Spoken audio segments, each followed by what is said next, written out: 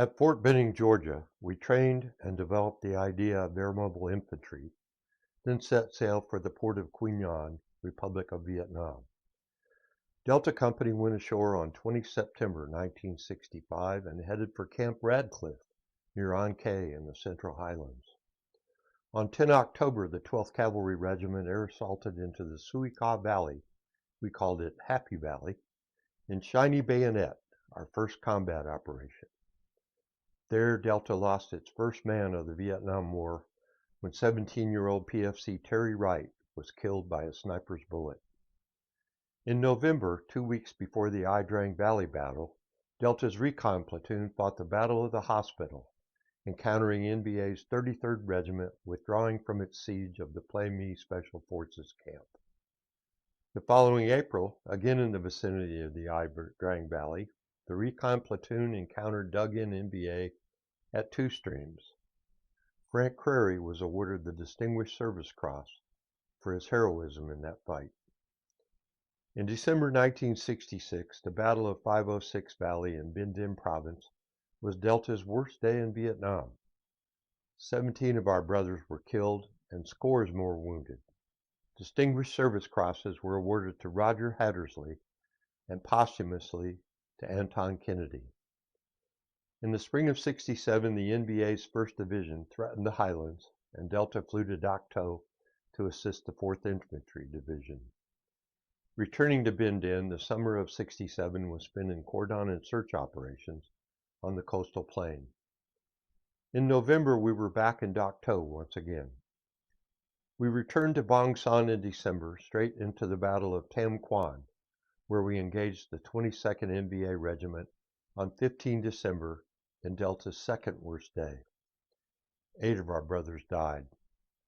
A Distinguished Service Cross was awarded to Donald Orsini. Alan Lynch was awarded the company's first Medal of Honor in Vietnam. There would be more.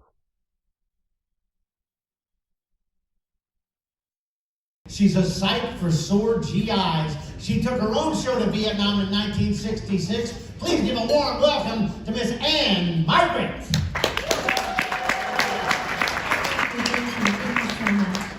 Thank you so much for having me tonight. My name is Ann Margaret. I was raised in Sweden, born and raised in Sweden. I moved to the U.S. when at a very young age.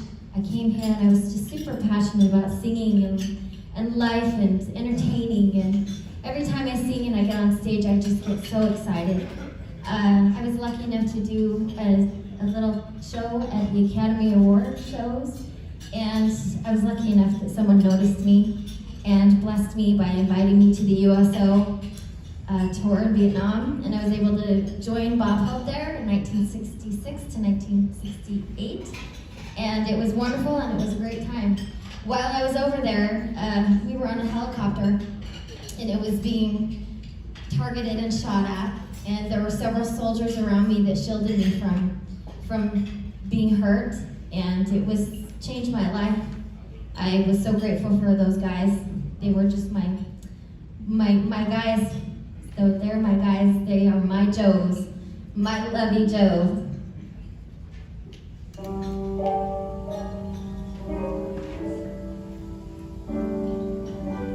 He's sweet, he's neat. I love that man of mine. He's so neat and sweet, like the berry on the vine. And he's mine. Lovey Joe, hello, man. Way down home in Birmingham. He can use some love and some love, sure. And when he starts to love me, I holler more. 'Cause he's the master of the fine starts. Where all your lovers quit, and that's where he starts. When I hear the wedding marching band, I just take myself a wedding man, take it to the preacher man, make the preacher understand he must join us hand in hand to love you, Joe, that I'm a loving man.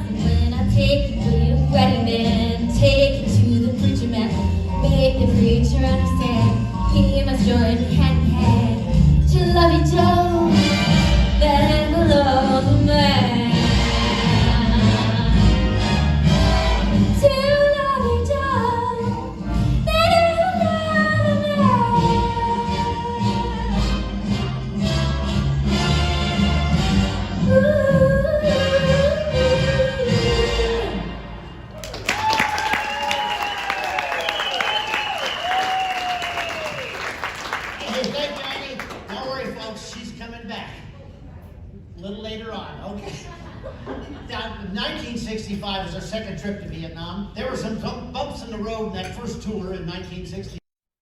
We celebrated Christmas 1967 with a USO show on Little LZ Mustang in the Anlo Valley, then did a stint of Camp Radcliffe defense before moving north in January to I Corps just below the DMZ. Delta arrived in time for Tet 1968, during which we lost 2 killed in a short, sharp fight on February 1st on the famous Street Without Joy. In April, Operation Pegasus sent us on an air assault in relief of the beleaguered Marines at Khe Sanh Combat Base. Having saved the Marine Corps, we turned our attention to the NVA base camp area in the A Shau Valley. Operation Delaware was the biggest cavalry raid in history. Delta would not forget the crash of an Air Force C-130 within yards of us, and certainly we won't forget being accidentally bombed by cluster bomb units, also from the Air Force. Mercifully, though there were serious wounds, no one was killed. We spent the summer and fall of 1968 on search and destroy operations in Quang Tri Province. Then the division moved to the 3 Corps area, northwest of Saigon, to block an ongoing North Vietnamese incursion from Cambodia. Delta Company operated all of 1969 there, running month-long search and destroy patrols in dense jungle along the Cambodian border, and engaging in many small, sharp firefights. The first occurred on New Year's Day near LZ Buttons, where we suffered 2 killed and 11 wounded. The worst happened on 26-27 April near LZ Jake, where we lost 4 more killed. On 18 July, in a bunker complex near LZ Grant, Sergeant Rod Evans heroically gave his life to save several in his squad by smothering an enemy mine with his body. He became Delta's 2nd Medal of Honor recipient of the war. On 18 September, Delta was surrounded by a large force of NVA and attacked at dusk with mortars, machine guns, and grenades. We fought most of the night and killed and wounded many of the enemy, but although many Delta soldiers were wounded, thankfully none died. On 31 October, a helicopter crash, the result of a mechanical failure, cost the lives of our company commander and artillery sergeant, the battalion commander and several members of his staff, and the aircraft crew. A combination of beauty, brains, and talent. So please give a warm, uncaged Delta Company welcome to Miss Ann Margaret. Hey, I want to thank you for coming on this tour. I want to tell you that. Well, Bob, you don't have to thank me. I just want to go out there and give all these guys a big hug. That would be silly. Why? They got MPs for that. Say, just for the record, is Ann Margaret one word or 2? I spell Ann Margaret with a heart, with a hyphen. With a hyphen? What? I spell it with an exclamation point. Like, say, you were born in Sweden. Do you find American men a little on the Boy Scout side? Oh, goodness, no. Haven't you ever been to Sunset Boulevard? Haven't you ever stayed at a Love-In? A Love-In? My doctor won't let me watch Laughing. But say, Ann, it's a delight to have you here. You're a show business phenomenon. You became a success overnight.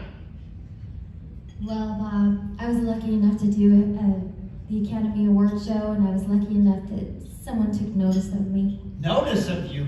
Why, you shorted out every power line from Santa Monica to Kansas City. You're exaggerating! I'm not. I was there. I was standing right there. It was the first time my cummerbund ever got welded to my navel.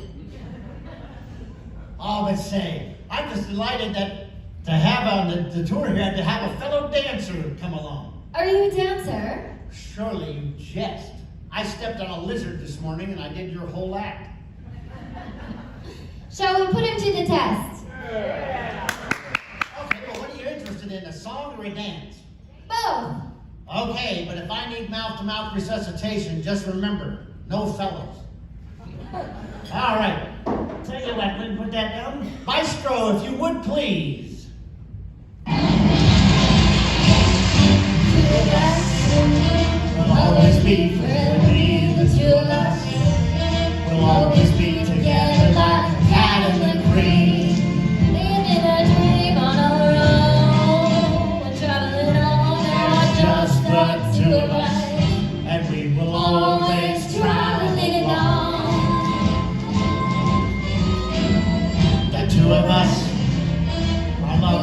always stay between the two of us. It doesn't matter if the skies are cloudy and gray. Lift you away from the storm. We're cozy and warm, Just the two of us. and we will always travel on. Night in the evening when the day's done. I'll turn down the lights when all my friends have gone. We'll wait for the moment when we're on our own. 'Cause that's the way it's got to be, together alone. Yeah, the two of us. We both agree it's gonna be the two of us. When people talk and smile and say they know it won't last, we're holding on fast to the dream. They don't know what that means. Just the two of us. And we will still be traveling on. I like the traveling music, Professor.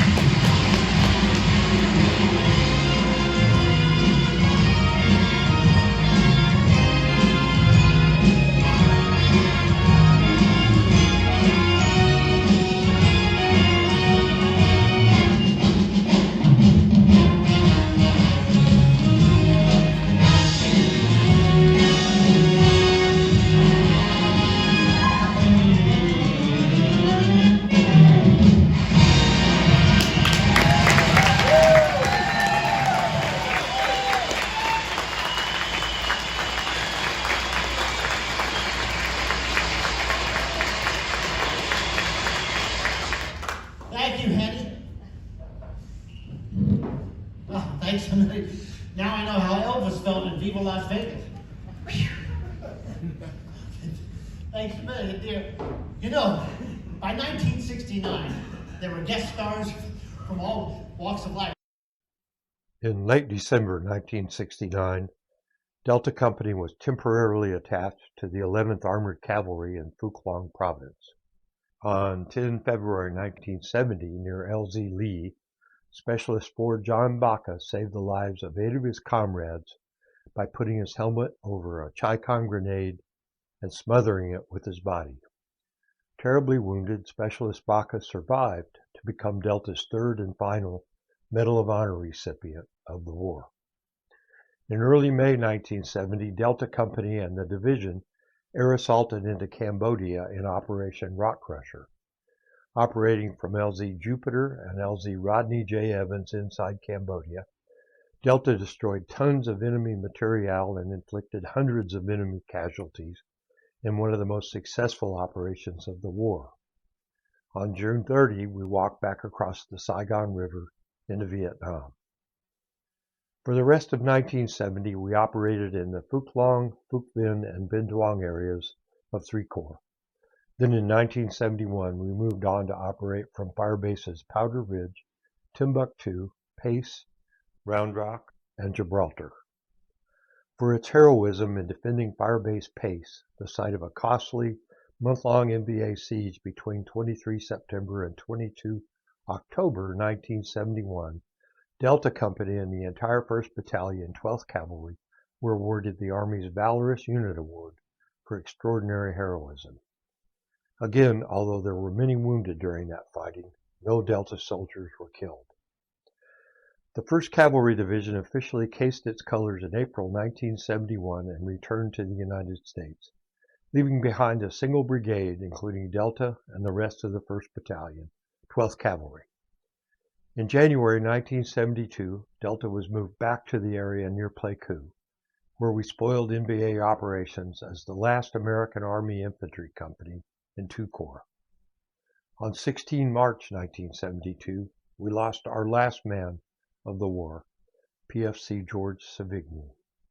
Finally, in June of 72, back at Benoit, Delta Company and the 3rd Brigade, separate, cased its colors and returned to the continental U.S.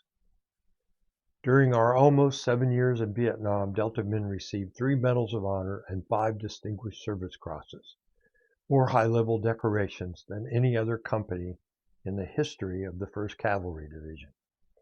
And there were countless Silver Stars, Bronze Stars, Army Commendation Medals, and other decorations for heroism.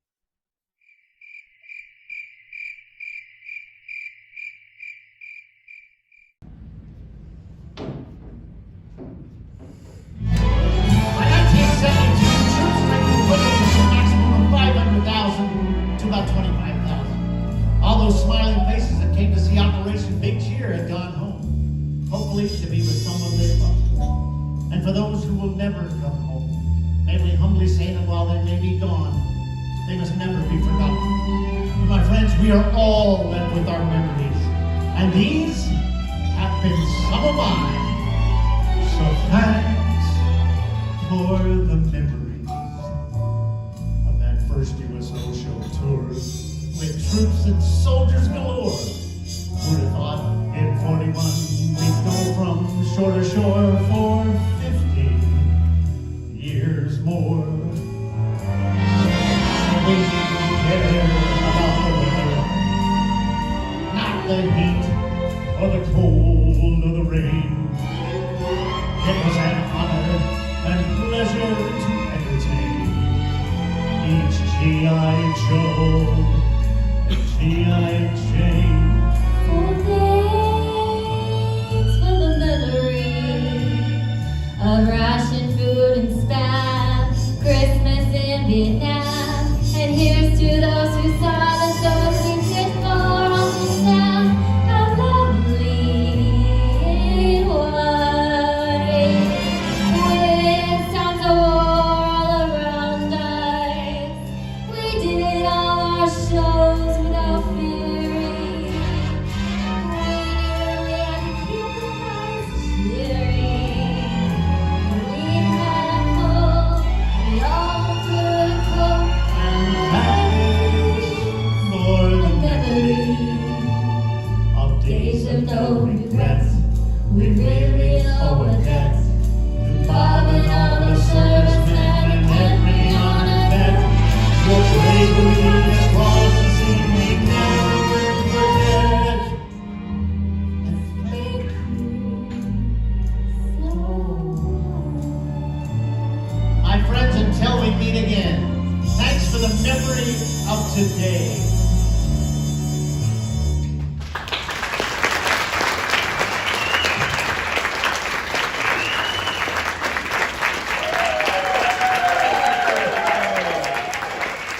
Ladies and gentlemen, we've got a very special guest here tonight. The old soldier was there, but he's actually sitting right over there. Please welcome right up to the stage, Gary DeRigny, the old soldier.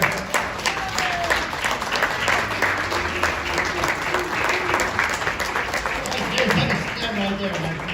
Yeah, folks, even though this is the first week in October, we'd like to finish our show the way they finished all the Bob Hope shows in Vietnam, with the singing of Silent Night. Now, our Ann Margaret's going to sing the first verse. Let's join her on the second.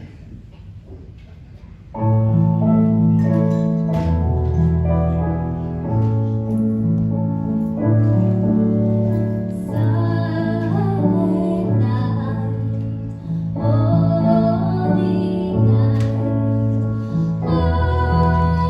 is calm, all is light. Round yon virgin mother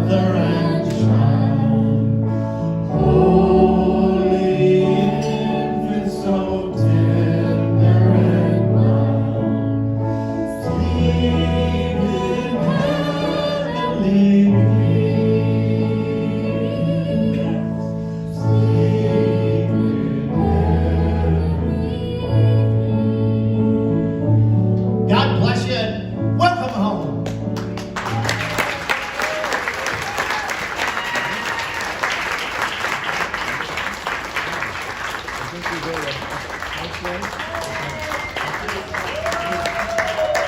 there you are. Of course, at the house.